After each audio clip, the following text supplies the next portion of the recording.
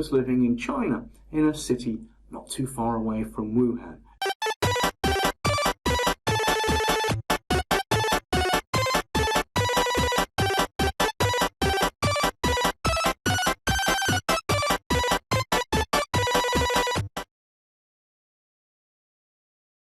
So, ladies and gentlemen, I think it's time to ramp this game up a little further and give you another quite beefy challenge to do. Now, I have a game that when I play it, I can catch fish. Great, and I get so many points. But this game would go on forever. So I've got two options. I can either introduce a timer, so how many points can I get in, I don't know, 30 seconds, something like that. Or I can introduce lives and put in an object that I need to miss. So, I think we'll go for the second one of that. And we're going to introduce an object that we need to miss, and we're going to have lives. So let's stop this for a moment. Well, we know we need to have lives, and I'm going to walk you through that bit because it's pretty straightforward. I'm going to go to variables, and I'm going to make a new variable, which I'm going to call lives. I'm going to press OK. Now, when the game starts, the number of lives, which is up here, I'll tell you what, let's move that over there. When the game starts, let's set our number of lives to be, say, 3.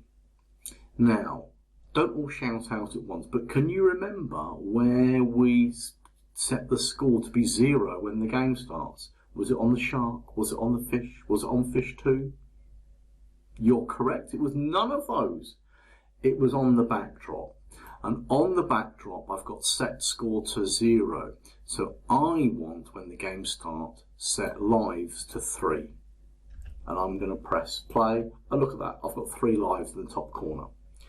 Now my lives are never going to change because there's nothing in my program or my code on either the fish or the sharks to make the lives go down, and in fact what I really want is to introduce another object. Maybe we'll have something drop from the top of the screen, and if you touch it, you lose one of your lives. That would work. Now, what we need is a new graphic. An object that we don't want to touch that will kill you if you're a shark. Let's have a look. Choose a sprite. A bat. Coronavirus. It's now November, October. No, it's October still there. October 2020. Coronavirus. Bats came for that. Interestingly enough, true story, I was possibly the first person in Britain to get coronavirus on December the 22nd, 2019. Now, if you're in the UK, you're probably thinking it wasn't in. Coronavirus wasn't in the UK in 2019. Yeah, but I was living in China, in a city not too far away from Wuhan. I won't bore you with the story, but true story. My wife, very ill. Anyway, I happened to notice, oh look, we could use a crab. Oh, I think a crab will be quite good. I'm going to go with the crab. I was going to use the octopus, which is further down, but I like that pinchy crab. Because I'm thinking that what we could do is we could use the same technique for making the crab doing the pinching that we did with the shark doing the switching of costumes. That would be cool because the crab has up here 2 costumes, that one and that one. That would work really rather well. So we could use the same, or we could use, go back to the code here, we can use that same routine there for the crab. Instead of the crab coming from the, dropping from the top, maybe the crabs will pop up from the bottom and they'll swim up or something like that. So they'll come up from the bottom of the screen and they'll go up in a straight line. But actually, you know how to do all of that.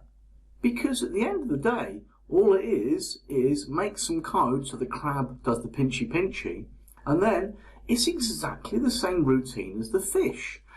I don't think we'll have 3 crabs, so maybe here we'd have, when the green flag is clicked, I would show, set my size to, I don't know, 30%, go to, you work out what that's going to be. This time we're going to be changing the X values as random, but the Y values would stay the same when it starts.